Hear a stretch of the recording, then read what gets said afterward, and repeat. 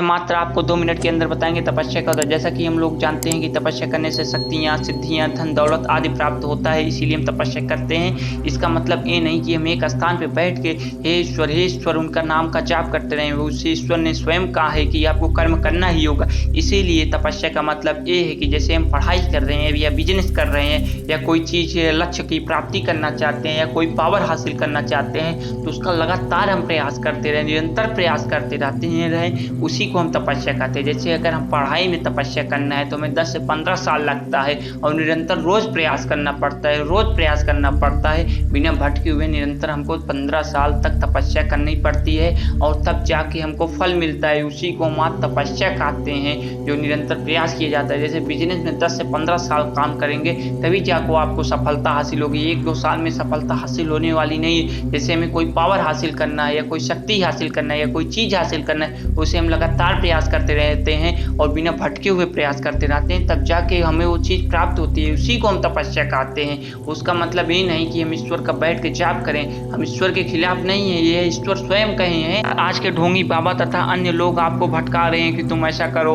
बैठ के तपस्या करो, योग करो, साधना करो, तब आएंगे। इसका मतलब ये नहीं योग साधना से तुमको ईश्वर प्राप्त हो जाएंगी, तुम्हारी शक्तियाँ और तुम्हें पावर हासिल हो जाएगा। तुमको कर्म करना ही पड़ेगा। जब भगवान को कर्म करना पड़ा धरती पे आके, तो हम लोग की क्या औकात है भगवान के सामने। भगवान ने स्वयं आके अपना कर्म किया, अपनी तपस्या की। इसी को हम तपस्या कहते हैं। उन्हें अपना अपना प्रयास करना पड़ा, आपको भी प्रयास करना पड़ेगा अपना लक्ष्य को हासिल करने के लिए।